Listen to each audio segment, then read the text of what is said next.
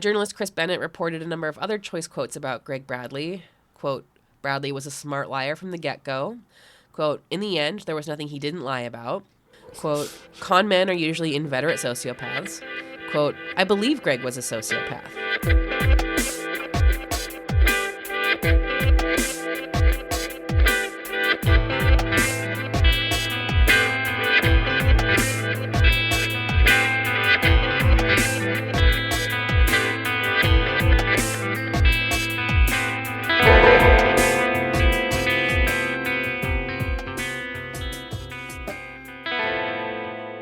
Hey, Chris. Hey, Kayla. Why are you laughing? Because it's the third take and the first two are funny.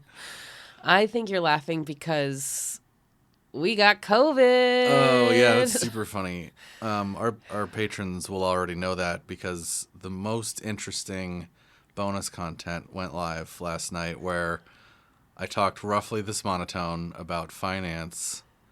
And it was very interesting. Wow, you're making it sound just so scintillating and riveting. I know. I don't know how to make it sound better. No, look, man, we have COVID. At the time of you recording that, only you had COVID. Yeah, and so we were separated. Yeah. But now I have COVID too, so we're just in the same room again. Yeah, but the good news is that because we were separating, I had to get a substitute host, so I did that.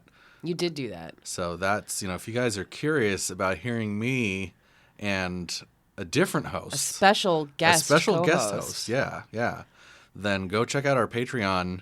And I think that despite not having you there to banter, I think I did You did a good job? Okay job. I'm sure you did. Also, if you're interested in learning about things like present value of money and good debt versus bad debt, I figured I would, the whole idea was that I would leverage my own sort of background with finance and business and stuff because I could talk about that without doing a ton of research because I was busy napping all week. So. Yeah, you guys, COVID is no joke. Even we're both triple vaxxed, but whoo boy, it kind of blows. It's so if we sound a little raggedy on today's episode, that's why we're pushing through the. You sure it's not just for raggedy? And also because we're raggedy. Speaking of today's episode, considering that we're both pretty under the weather with the pandemic illness finally, I wanted to do a topic that kind of related to both of those things. Oh, fun. Yeah, and as I'm saying this, I'm now realizing that we never actually introduced the show. Oh, this is Culture Just Weird. It is. That's Chris. I'm Chris. I'm a game designer and data scientist and a COVID host. I'm Kayla. I'm also a COVID host and a TV writer. I'm sorry for my voice. Your voice sounds fine to me. I don't know. Okay. So, like I said, I wanted to do a topic that, related to both of those things. Again, it's a loose relation. Just stick with me. We've talked, obviously, a lot about self-care this season and the pandemic at large. We did have to do a lot of self-care this week. Yes, we did. So, let's do a self-care topic. Yay. Kind of. Season theme, kind of. So when I sat down to think on some of the things that I have personally done to tend to my self-care during the pandemic, I mean, there's a lot of things, but I landed again on composting. And I know I've talked about composting on the show before. You have? That was a while ago. Oh my God, I miss composting so much. That was that was early pandemic. That was the beginning stages. I miss the lovely beginning stages. I miss it. Anyway, composting helped my mental health greatly during those pre-vaccine days. I got to do something productive with our increased output of food waste because we were cooking all of our meals and snacks at home, so there was more food waste. Mm-hmm. It gave me a new skill to learn, and it was something physical and kind of difficult to do with my hands that got me outside. Yeah. I was able to, sharpen my resourcefulness because we didn't have a yard or anything similar, so I had to I was composting in storage tubs. Right. We helped support our local bug population. You remember that? I think we helped create a local population. But all of the bugs, all of the bugs at the apartment went just into our composting tubs. Oh, did they really? Yes. Oh, I didn't even realize that. Yeah, it was great. Oh shit, we were like the Pied Piper of nasty little bugs. And it felt good. We had to stop when we moved apartments, and I would like to pick it up again someday. And there's another kind of composting that I would like to try someday. A kind of step up, quote unquote, from the regular let food decompose in a bucket and then mix it with dirt style of composting that I was doing. One day I would like to try vermicomposting. Vermicompost. I don't like Do you know what that is? I don't like the prefix. You know? I don't care for it because it sounds like vermin. Okay, so vermicomposting is when you take organic waste and decompose it using worms. Oh. Earthworms. Are worms considered vermin? I don't know. Or is it, there's like a They're vermi. They're vermis. They're not vermins. They're vermes. Vermilion? Vermouth? No. Okay, I'm not getting like It's wormy composting. Wormy. Oh, like German. These are the worms Yes. we use to compost. Yes. I see. Basically, you feed a bunch of worms food trash. They eat it up. They poop out what's called vermicast, or it's worm poop. And vermicast is a more nutrient-rich fertilizer than whatever went into it and can be used in agriculture to grow plants, especially in organic farming. Yeah, like worm shit. Like soil is basically like all worm shit. It's worm right? shit. So vermicomposting can also treat human sewage. So like we could put a bunch of worms into sewage and it turns it into nutrient-rich vermicast. Really? Are you going to poop into a bucket, Kayla, and put worms in there? One day we will do composting toilets on this show. Oh, God.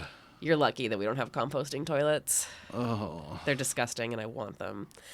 Vermicomposting is pretty gross, but it's also pretty dope. And the process of raising said worms to use in vermicomposting and then selling them is called vermiculture. Like it's a type of farming. Wow. Pretty neat, So huh? I can sell my poo worms online? Yeah. Well, maybe. We'll see. Is that how we're going to monetize the podcast? Yeah, with our branded culture just weird vermicomposting worms. I know folks who've done vermicomposting before. Like my grandma was super into it for a while. Really? Yeah, I remember her. On your dad's side? No, my mom's mom. Oh.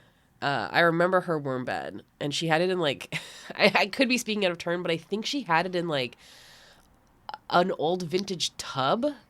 Wait, I know that tub. Like a clawfoot tub. I think it was a different one than the one that you know. Oh. But she had, I think it was in the old vintage clawfoot tub outside. I love a good clawfoot tub. Oh my God. Especially full of dirt. Yeah. I definitely stuck my hands in the dirt. And Good. it was just worm poop. But it was like, I remember that dirt is worm poop. It's fine. It was dirt, but it was definitely different. Like the pure vermicast has a different. Oh, really? Yeah, like you can tell. My brother-in-law, our brother-in-law, also worked at it for a while during the pandemic. And Did he? Yeah. Oh, yeah, I knew that. Yeah. And he said it was, pretty easy and pretty enjoyable. Like it's a fun way to get rid of your scraps. Yeah. And I definitely came across a lot of folks who incorporated it into their composting practice when I was learning how to compost it myself. So when like I was on forums or whatever, people would talk about composting and also vermicomposting. I should ask my cousin about this because he's doing a lot of stuff with gardening. Oh, yeah. He has like a shit ton of compost. I think it's mostly like, Maybe he's got like vermies. leaves and that stuff. But do worms eat that? Do I don't worms know. eat the leaves? Vermies, I don't know. You gotta Or ask does it your only cousin. eat the human food and poop? I don't know. Can I do that the whole rest of this episode? Sure. But how exactly is this a topic? I you know what? At this point, I've like stopped even asking that question. I kind of just like go for the ride. I'm just like, I'm assuming that this is gonna get weird somehow. It will. Okay. Because, Yeah. my friends, one of my favorite things to do when looking for topics for the show is to pair like a seemingly innocuous word with the word controversy, and then like I plug those both into Google and wait for the magic to happen, obviously. And when you Google vermiculture controversy, you're met with headlines like agriculture's darkest fraud hidden under dirt and lies. Somebody really earned their money writing that headline. Today, I want to talk about one of agriculture's most notorious Ponzi schemes from the last, ever. Oh, so this is an MLM episode then. I want to talk about the great vermiculture Ponzi scheme of 2003. Okay. Yeah. I don't even have a prediction. I don't know. I have no idea. Now, we've talked before on the show about the inherent cultiness of Ponzi schemes, largely because, as you mentioned, they really overlap with MLMs in their models. Like, they're basically the same thing. They're very similar. Do you want to explain what a Ponzi scheme is for our audience? And if you don't, that's okay, because I also explain it. But you're like Mr. Moneyman, so Mr. Finance I'm just over afraid here. I'm gonna describe it. Okay, look, my understanding of Ponzi schemes without refreshing my memory is that So the main difference between a Ponzi scheme and a pyramid scheme is that a Ponzi scheme is just more of like a pay it for, like, you know, you're robbing Peter to pay Paul type of thing. Right. You don't necessarily need to like keep expanding the base of people to bring in cash. It's just like, you know, as long as I offer you some crazy rate of return if you give me your money, and the only way I'm able to pay you that crazy rate of return, it's not because I'm actually earning it through some sort of like, you know, stocks or something. It's because I'm at the same time I'm also borrowing money from Steve over here, Right. and I'm giving you Steve's money, and then the way I pay back Steve is I'm going to go borrow money from Alice, and the way I'm going to pay back Alice is I'm going to go borrow money from Jeff. And then you keep doing that, except I skim some off the top every time, and then my name is Bernie Madoff. Mr. Madoff. So yes, that's basically my understanding. I have a little bit of a researched description. So a Ponzi scheme is a type of fraud that brings investors in who pay into what they believe is a legitimate business or investing situation. And then their investments are paid to earlier investors. There's no legitimate business activity, just new people being recruited and their money going to early recruits who expect returns. Yeah, which is, I mean, that's essentially what's happening in a pyramid scheme too. Right. It's just in a pyramid scheme, you also have that structure of, you know, the later generations of rubes paying into the earlier generations there's more of them. So you have a widening base of people. I think Ponzi schemes include a widening base. Do they? I think so. I think it actually might be one of those things where it's like... It definitely looks like a pyramid. I think it's like all pyramid schemes are Ponzi schemes, but not all Ponzi schemes are pyramid schemes. Something like that. I think it's one of those deals. From Wikipedia, quote, a Ponzi scheme can maintain the illusion of a sustainable business as long as new investors contribute new funds, and as long as most of the investors do not demand full repayment and still believe in the non-existent assets they are purported to own, end quote.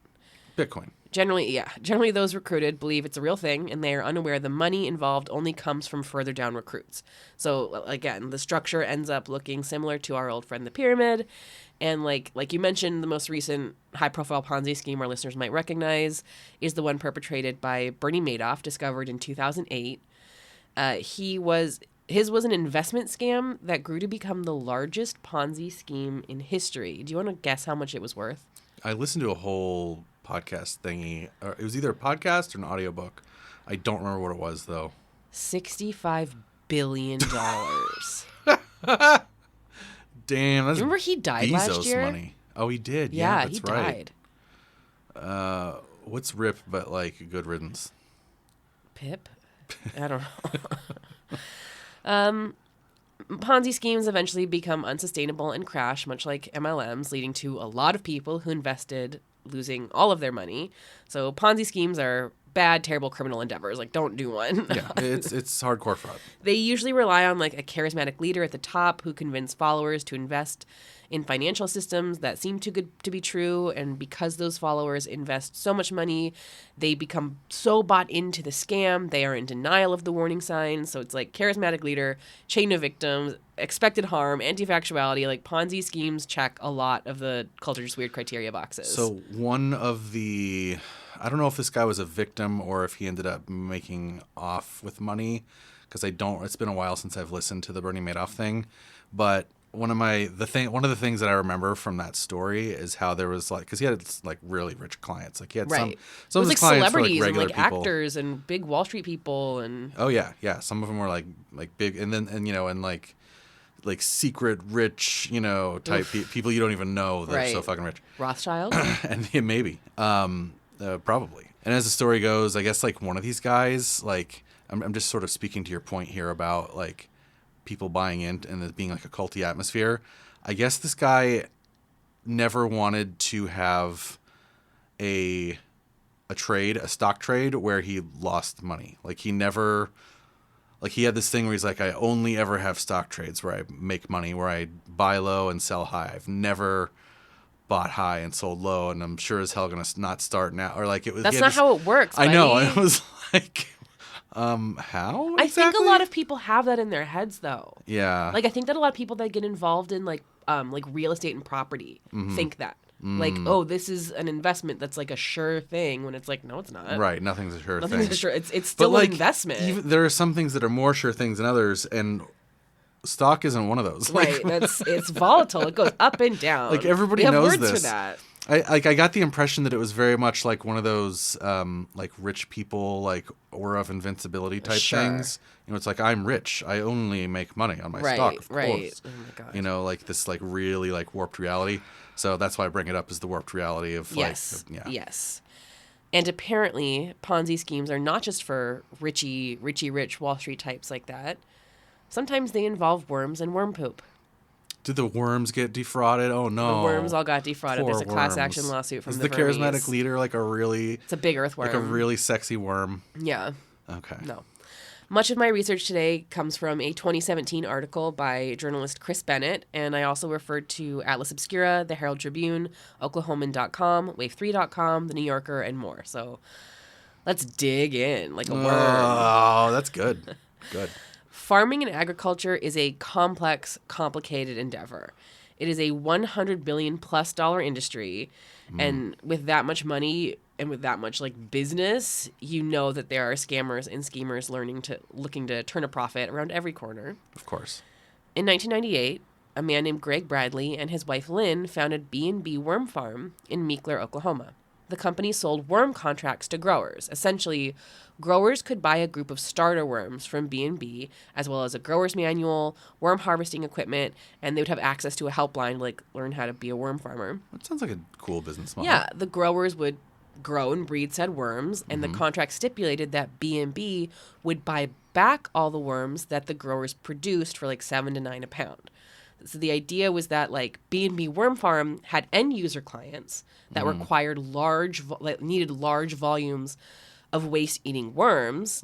So he would contract out these growers to build up the worm population, buy back the worms, and sell it to these end user clients. So the end user clients were people that like had waste disposal needs, or We'll get to that, but yes, that's the idea. okay. Like people like companies or organizations that had large scale waste that needed to be processed. They needed a shit ton of worms. They needed a shit ton of worms. So the initial contracts for the growers ranged from like $15,000 for 100,000 worms, $60,000 for 1.5 million worms, and like these. Oh my God, that's a lot of worms. These contracts went like all the way up to $100,000 and more. Wow. And it was sold as a surefire investment for the growers. Like, invest in your worm farm now, and in a year, when you've bred hundreds of thousands or millions of more worms, you'll sell them back to me. You'll make a huge return on your investment. Everybody's going to make a lot of money here. And with Greg Bradley's end user clients always like in demand, always in the market for high volumes of worms, like there's no way this could fail. Right. Okay. So there's two aspects. There's the end user clients with waste disposal needs. Right. And then there's also folks that B&B will send worms to as Yes. like a seed pack. Yes. And then they will take that seed pack of worms and over the course of a year turn it into a shit ton of worms. Yes. And then those worms go back to B&B where they pool them all together and sell them to fucking ConAgra or whoever needs it. Correct. Okay. So that all makes sense? Yes. Okay, let's keep going.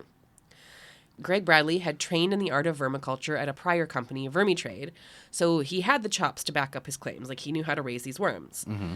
The company first advertised in magazines and newspapers, obviously on the internet in the early days, via word of mouth, and like they steadily grew. More and more farmers across the south central and southeastern United States bought worm contracts and took their grow kits home, like ready to get to work. But it wasn't big enough for Bradley yet. Like he knew he had a surefire thing here. He needed something to take it to the next level. Like he needed star power. He needed a loan from a Rothschild bank. No, he needed worm star power. Worm star power? What's worm star power? Enter Earthworm Jim? It was Earthworm Jim. No.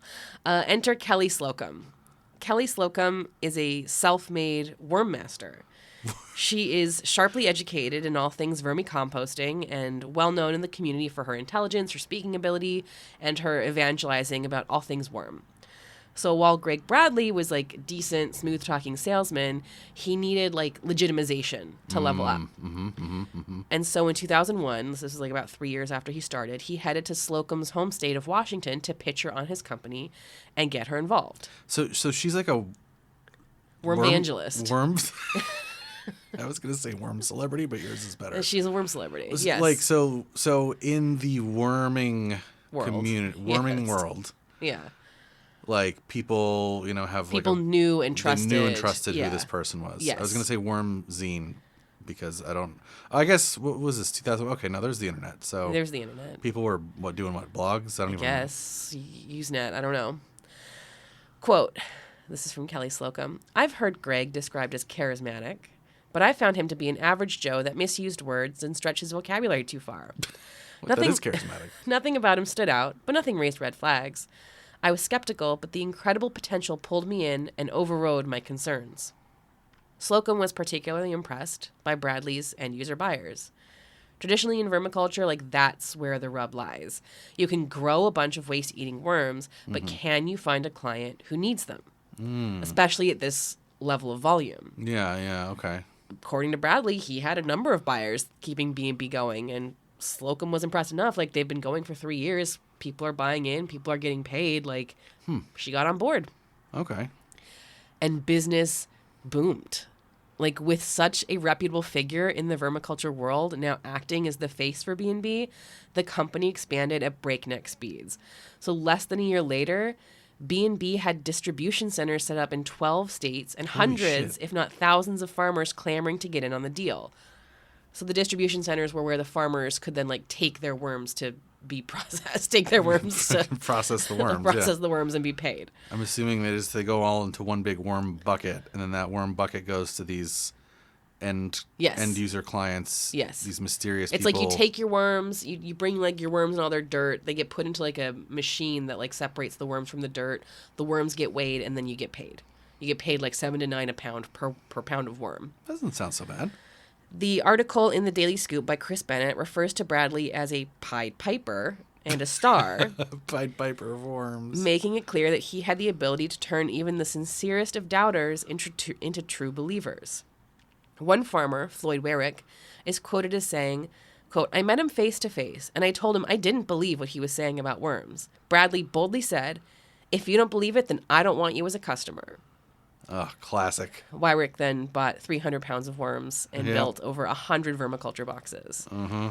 Wyrick even sold back worms he produced for $8 a pound. Like, everything seemed to be going great. Yeah, this seems like it's all going I want to get in on this. Yeah, so far so good, man.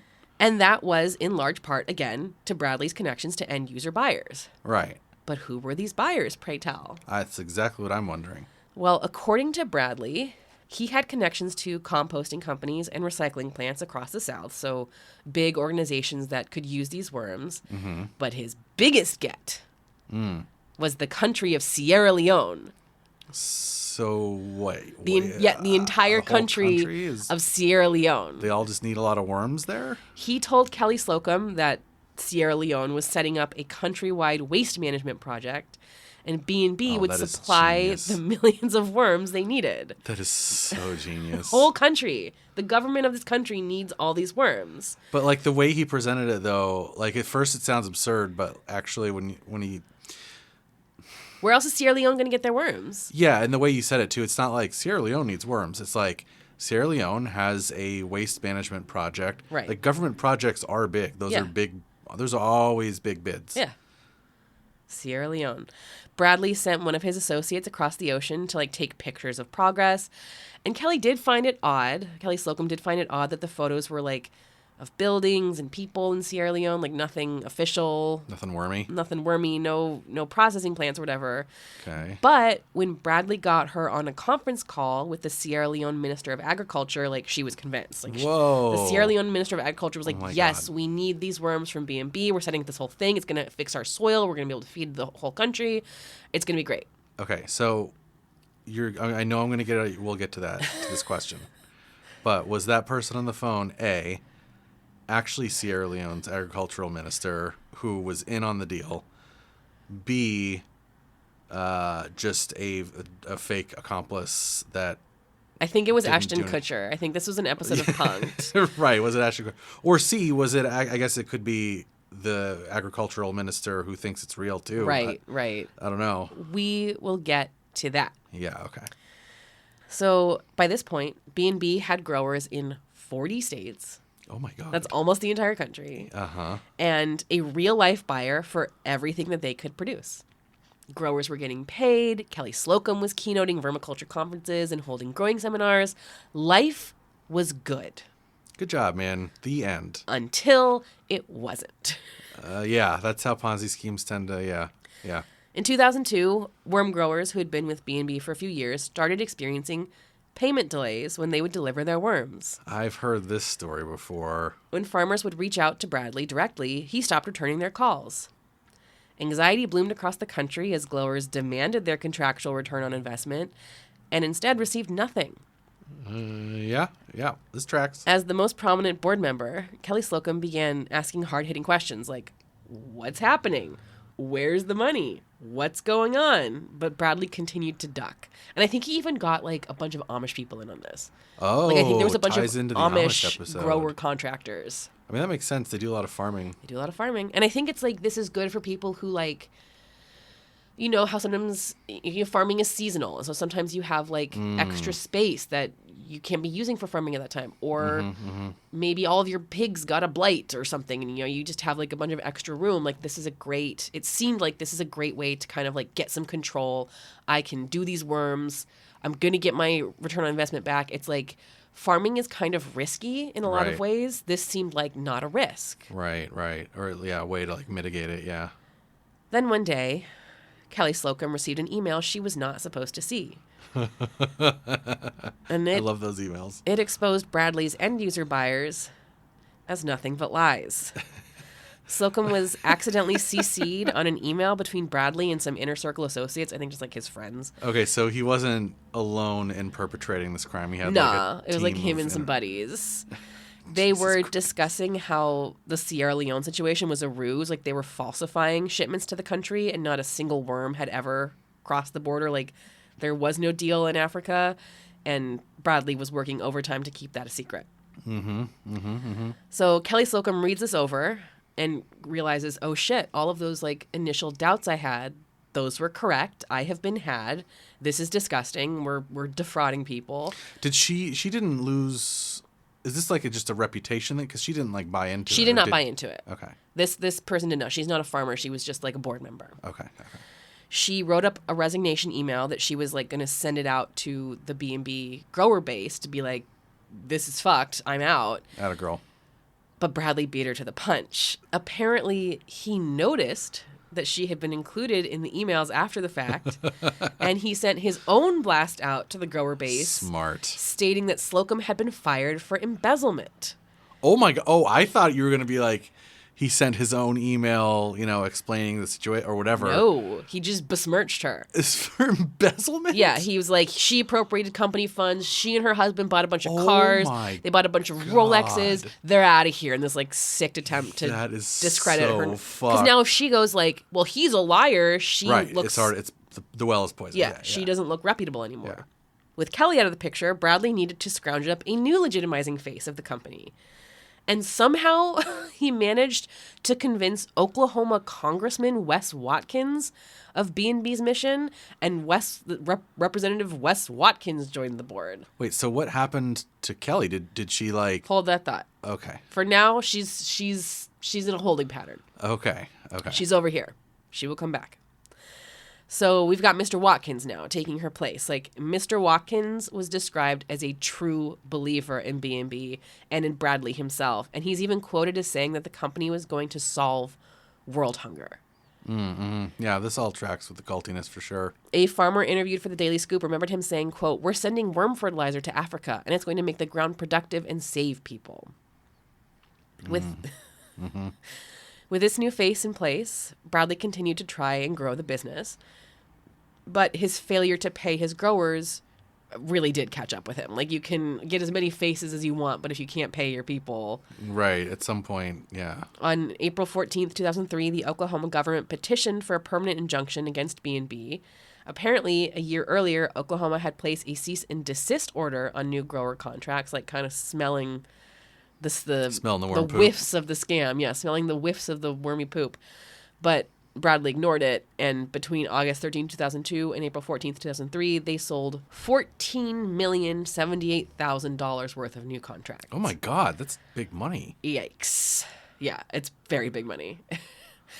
What's worse, though, is that Oklahoma also discovered that B&B was $23 million in debt. Not exactly a good position for a company to be in when they've got thousands of growers showing up to collect on their investments and sell back millions of worms. Oh, so that's debt beyond what they owe to their contractors. Yeah. Wow. No good. So in the parlance of the Patreon content, that's bad debt. That is bad debt. You bad. In Kentucky alone, 800 growers bought into contracts with B&B. And with that huge number of farmers now expecting payouts, the state government stepped in. So they sought to involve, like the government sought to involve itself in investigation of the company to protect its citizens. So Oklahoma did, and now Kentucky did as well. Correct. Okay. Apparently, Bradley had capitalized on a trend of the state's farmers moving away from tobacco growing. So like kind of how you and I talked about, sometimes farmers will phase things in and out. And so there was a movement away from tobacco growing. Okay. And many of these farmers turned to B&B as like, well, I'll do worm farming then. Mm-hmm. But now every grower contract was defaulting. When farmers tried to drop their farmers would go, they would drop their hundreds of pounds of worms off at the distribution centers, and they would be turned away. It would just be like, go home, take your worms home. There's nothing here for you. There's no money. No one was getting paid. And how much did they pay for the worm kits? it was anywhere from $15,000 to $100,000 plus. Oh, Yeah. that's substantial. Yes. That's not a small number. No, these farmers were now facing earth-shattering debt with no recourse. Oh, that's a big number. Yes. Yes. Oh, okay. So with Kelly Slocum, like, knowing about the shady dealings going on, with hordes of farmers bearing down on him with pitchforks, and with multiple states investigating him, like, Greg Bradley was under immense pressure. Like, just imagine for a moment what this would feel like. Your walls are crashing. Your $1 million walls are crashing down. That was one of the things I was wondering when I was listening to the Bernie Madoff thing. It's like, I don't know. Their brains must just work differently, where like they shrug the pressure off. Yeah, how do they not all have heart attacks? I don't know. I think that they just.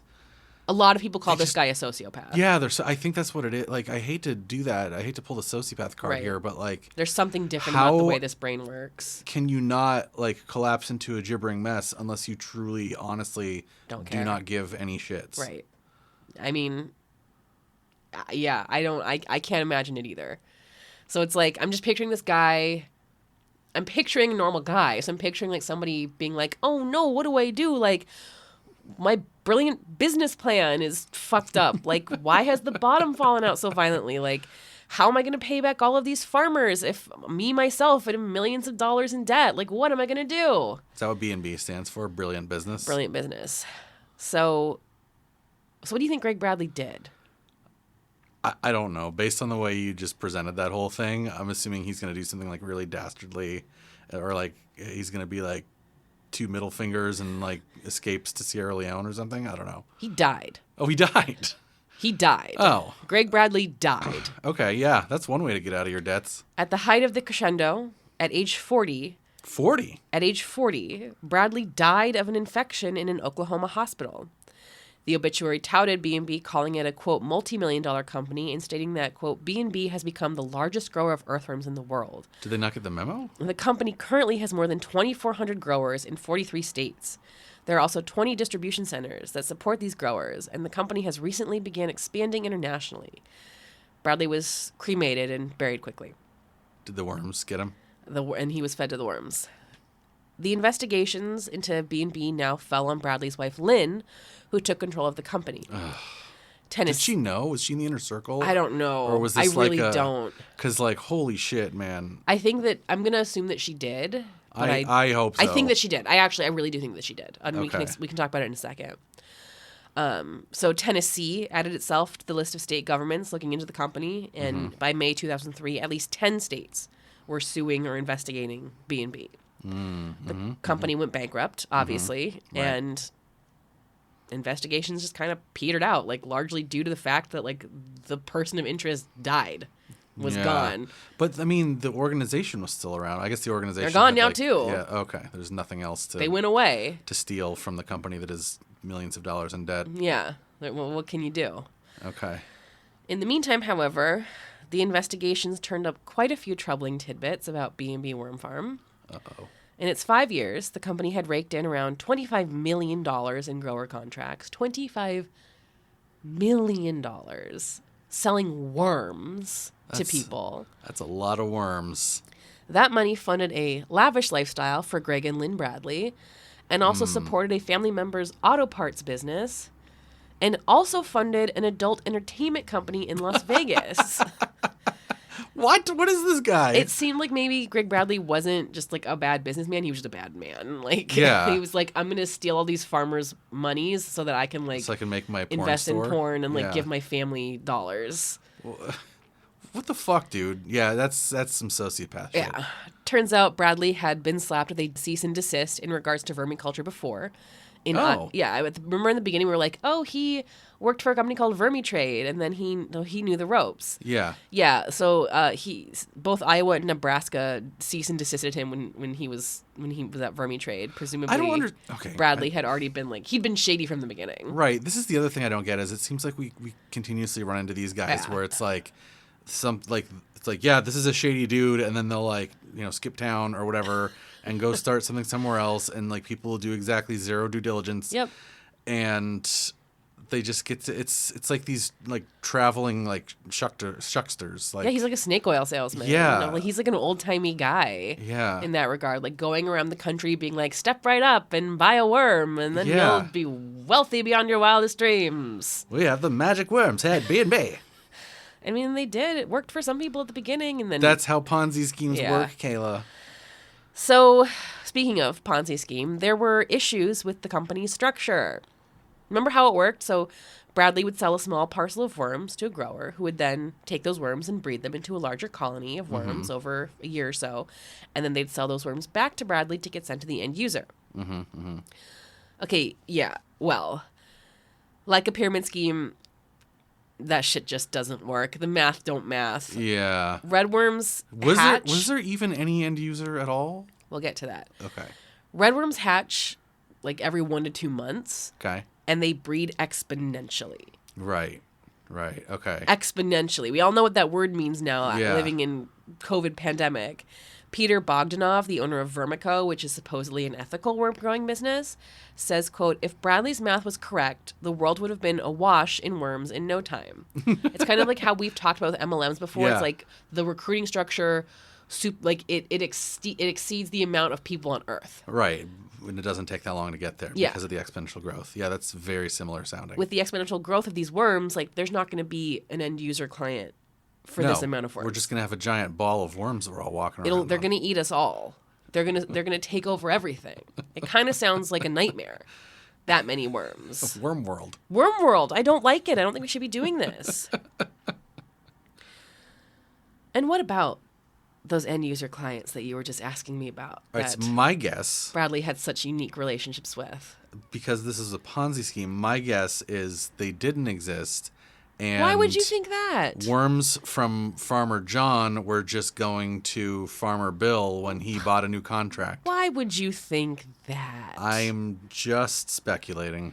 Okay, so we know that Sierra Leone was false, right? Like, there was nothing going on with Sierra Leone. I think he did really send somebody there to, like, take pictures, but that's why the pictures were just of, like, buildings and people and not, like, anything real. Right. It's like tourist photos. Remember how Kelly Slocum got on a phone call with the Sierra Leone Minister of Agriculture? Yes. Yeah, that was just fake.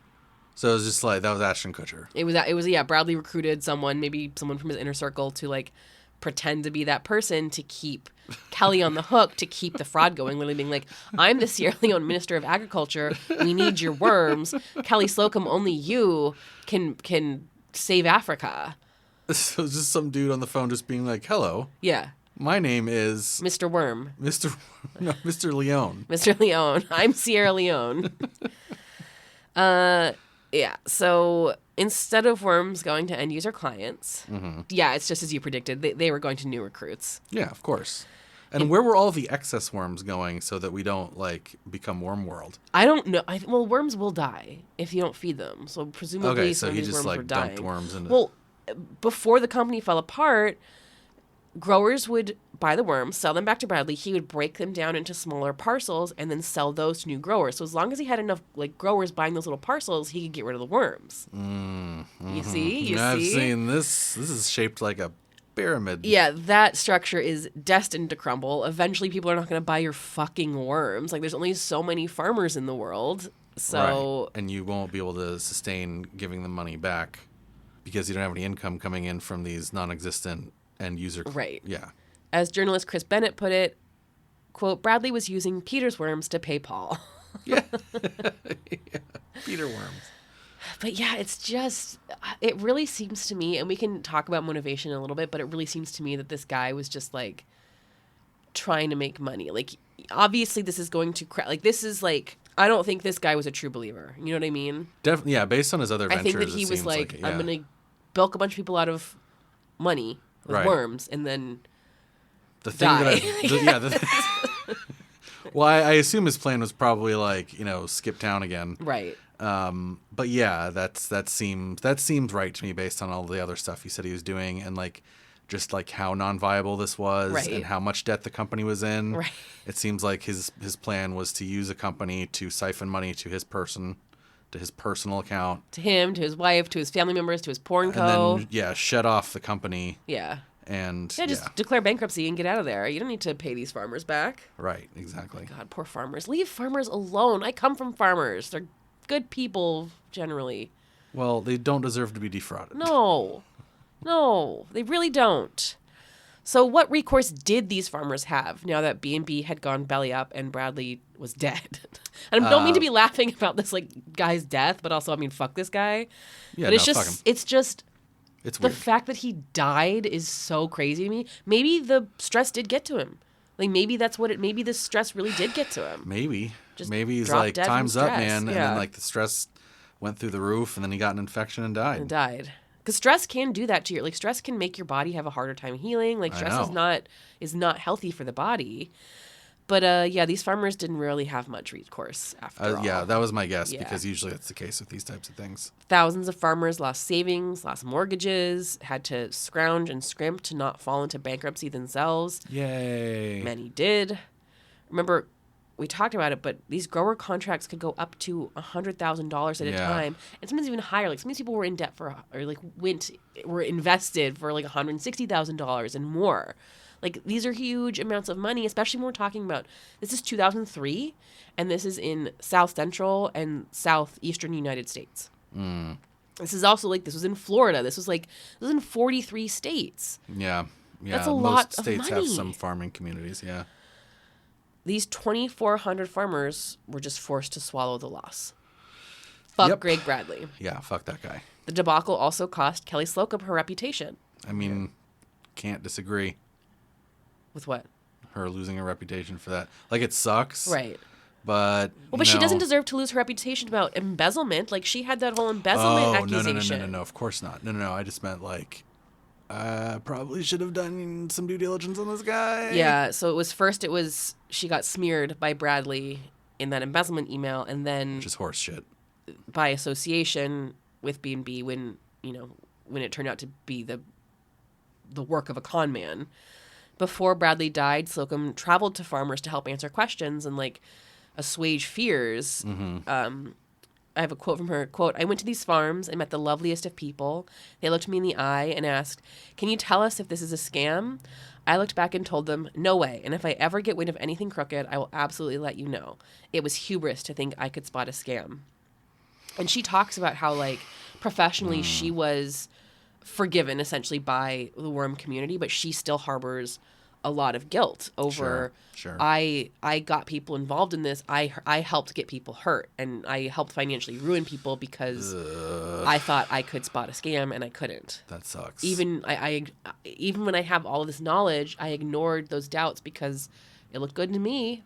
Man, that is super on theme with the show too, because it's like the whole no matter how smart you are, and like in this case it's not even just smart, it's like no matter how much specific domain knowledge you have. Right. you can still be taken in by things that play to your emotions. Right. I guess. I'm assuming Right. that's what happened with her. Right. But even with all of that, some true believers remained. Oh God, that always happens, and it's always so batshit. I know. Like, it's always so batshit that, like, after, like, Nexium blows up, there's still people, there's still the fucking, like, Nikki Kleins out there that are, like, still true believers. Like, it's so insane to me. Representative Wes Watkins spoke at Greg Bradley's funeral, still fully invested in the mission of B&B Worm Farm. Like, we're going to save the world. We're going to prevent world hunger. We're going to clean up Africa. And more than 50 B&B contracted growers from all over the country attended the funeral. Like, people drove hundreds and hundreds of miles to go to his funeral, like, somehow maintaining faith in this Ponzi scheme. Motivated reasoning. Yeah. Some people believe the circumstances of Bradley's death to be odd. Oh, is this like, did the Clinton Mafia get him? How convenient that he shuffled off this mortal coil right at the exact moment his pyramid scheme came crashing down, when he would need to pay up, when he was facing jail time. I mean, it's probably inconvenient depending on how you view it, but Convenient yeah, for him. the timing is weird. The reverend who held his funeral service claims he had visited Bradley in the hospital, and he seemed perfectly healthy, like someone who was about to be discharged. Like, this is a perfectly healthy 40-year-old man. Like, he's not dying. Mm-hmm. The story around his infection was said to be from a spider bite, then from pneumonia. Growers weren't sure what to believe. Was it the worms? But to one farmer, it was clear. Quote, Bradley ain't dead. Cremation? I think he went to Mexico with millions of dollars belonging to farmers. I was going to ask that at the time. Like, did he fake his death? Because this is totally a fake your own death type of guy. I can't. Occam's razor, he probably died of stress. Sure. But I'm more inclined to believe that this was his final scam. Yeah, so here's what we've talked about. He left his wife to pick up the pieces. Right. We've talked about this in the show before. So there's sort of two different things we can do here. We can say, based on all available evidence, the man is truly dead. Like, there's records of his death. Yeah, there's records of his death. Occam, not just Occam's razor, but also, like, preponderance of evidence and, and whatever. Like, he is dead. However, if I go here and label my thoughts speculation, it's I could definitely speculate that there are reasons that he wouldn't be. When I read that he died, I was like, yeah, okay. Yeah. Yeah, sure he did. It definitely triggers your conspiratorial thinking. Yes. Yeah. Yes. And, like, a lot of these farmers believe that too. And I think when you behave like a con man in every facet of your life, mm-hmm. like, it's kind of hard to believe that you wouldn't behave like a con man in your death. Yeah, and quote, the convenience of the timing and all that, like, combined with the history of conning. Right. Yeah. Journalist Chris Bennett reported a number of other choice quotes about Greg Bradley. Quote, Bradley was a smart liar from the get-go. Quote, in the end, there was nothing he didn't lie about. Quote, con men are usually inveterate sociopaths. Quote, I believe Greg was a sociopath. Quote, worms or other means, he was going to take people's money. He sucked in energy and accolades from the crowd and loved being loved. His lies turned to hell in a handbasket for everyone below. I think his plan right from the beginning was to bleed as much money as possible from growers and then disappear. That last quote is from Kelly Slocum, who worked very closely with this man. Was that before or after he died? The quote? Yeah. It's from after. So, okay, so is she on team disappeared? I think that she's saying that... I think that she's not speculating about if he died or not, but that his plan went accordingly. Right. Is that he was going to disappear? He was going to one disappear way one way or the other. Right. Yeah. Okay. That's what I take that quote to mean.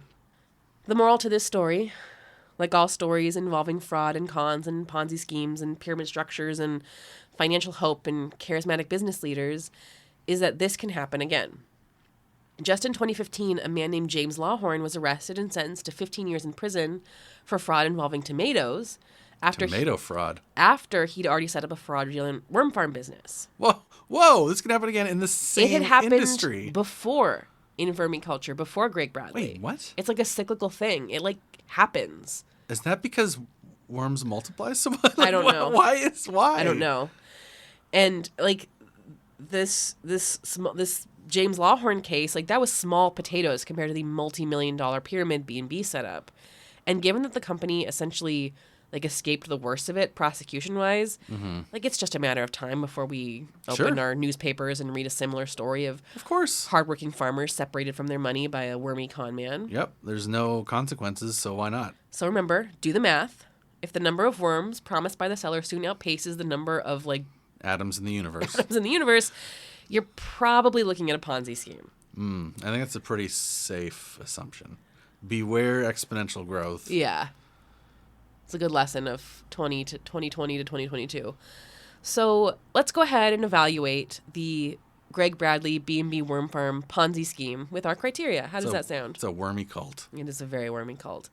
So, charismatic leader. High, for sure. Very high. Greg Bradley. He is, yeah, and not only Greg Bradley, but like he recruited a second charismatic leader to help him. And a third. Oh, yeah. He just would get people in that could pull other people in. Mm-hmm. So, high on that. What do you think of expected harm? High. Yeah, people fucking lost their life savings. Like people lost their life savings, lost their farms, lost their mortgages, lost their pensions. Like, not good. That sucks. Yeah. But people who are feeding us, by the way. Yeah. Like, that's not good. No. Like, leave farmers alone, please. Please. Presence of ritual. I feel like so Greg Bradley was going around the country and giving these like timeshare presentations. There was a lot of this there was a lot of the step right up and I'll give you a worm and then you'll be wealthy beyond your wildest dreams. Like there was a lot of that going on. Was there a lot of like jargon in language? Like did the presence of Kelly Slocum, like was she able to like bring some domain knowledge that helped get people? I don't know about that, about the specific words. You know, like vermiculture certainly is a new word to me. Right. But, I mean, based on the story that I've heard here today, I would say relatively low in the ritual. Yeah, I think that you're right. What about niche within society? It's worms, man. That's definitely niche. Come on. But it was in 43 states. And I guess farming is like... It was a $25 million business. It's still niche. I think it is niche. Yeah, but, like, if this is something that happens again and again, is that niche at that point? I don't know. I think if you walk out into the street and go like, what's vermiculture? But if you walked out into the rural street where you were talking to a farmer, right? Then would they, you know what I mean? Like is I almost feel like the society in question here, like is the farming community. And like, maybe it's not niche there. Maybe that's like a well-known thing there. I don't know. What about fishermen? What about them?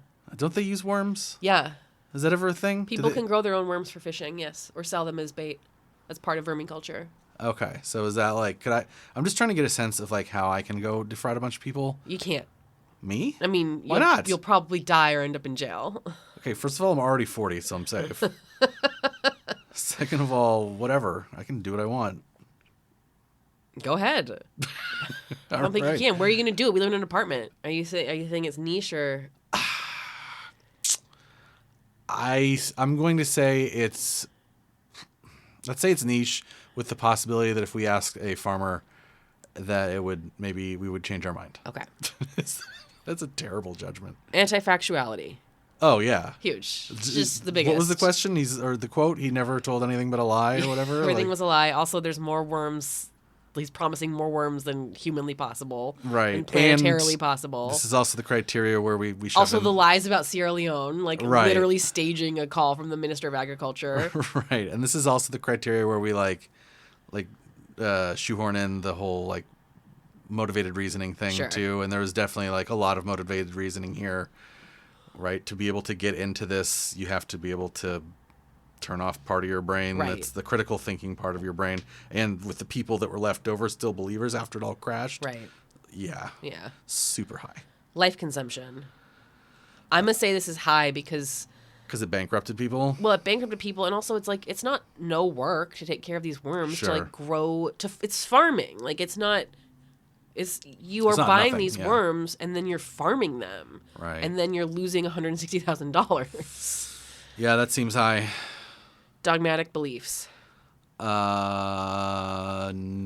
I don't think so. I don't think there's a I'm right, you're wrong type thing going on. I mean, there was the whole if you don't want to be here, I don't want you. But that doesn't seem dogmatic. That just seems like a good sales pitch. That's a sales pitch, yeah. Chain of victims, I'm going to say it's like in between MLM and nothing. Yeah. Like, there's definitely like farmers were telling each other about it and like Okay. recruiting that way. And then like Kelly Slocum was a obviously recruiter, yeah. chain of victiming. So I think it's medium maybe to even high. high. I don't know. Medium to high. Yeah. 70%. Yeah. And then the last one, safe or unsafe to exit. It seems like it depends on where you were. Like if you were an early wormer, maybe it was safe. Right. But if you were getting in towards the end, if you were exiting, that meant you were exiting with your pockets a lot lighter. Right. But no one was going to like come after you or That's true. excommunicate you or. That's true. This criteria is more about like, can I exit and like maintain my social connections and Right. relationships and not fear for my life. So, And I think that you can. so that's low. That's low. So we've got high charismatic leader, high expected harm, medium niche, high anti-factuality, high life consumption, medium to high chain of victims. Like that's 6 criteria where we're like medium to high. Mm-hmm. Are we saying cult? Yeah. This is a worm cult. Are Ponzi schemes all cults? I mean, I think this is kind of like with the MLMs, right? It's like this is why all MLMs feel culty is Right. because they all need some of these aspects to be true. They all need to have some anti-factuality going on. Right. They all need to have some recruitiness going on. They all touch and ruin people's lives. There's a lot of motivated reasoning and a lot of like, and probably the biggest thing is like that appeal to emotion, that desperate hopefulness to, stop being a temporarily embarrassed billionaire. Right. Right? And like that's why all of them feel this way. So Right. I would say probably yes. All right. Ponzi schemes are cults. You definitely did not hear that here first, but we're saying it anyway. Take that, Madoff. He's dead. Yeah, well, These guys all die eventually. Can still pee on his grave. That's it for this episode. It was kind of nice to do something somewhat straightforward. Like, I think this will actually be a relatively short episode for us. Oh, awesome. I know. High five. Just remember, Ponzi schemes are bad. Don't do them. I'm sure we'll be looking, like, don't make them and don't participate in them. Oh. I'm sure we'll be looking at other Ponzi schemes in the future on the show. And if you do want to get involved in vermicomposting, like maybe for a hobby or a little self-care, like with me in the composting, or to make fishing bait, you don't have to be involved in a fraud. You can just head over to the good folks on Reddit at r/vermiculture, and they'll help set you up. And if you want to talk to Kayla about it, just email us, culturejustweird@gmail.com. But if someone promises to buy back your worms, Ooh. run. Yeah, don't, and also don't buy a worm kit for $15,000. Just don't. Don't do that. This is Kayla. And this is Chris. And this has been Cult or Just Worms.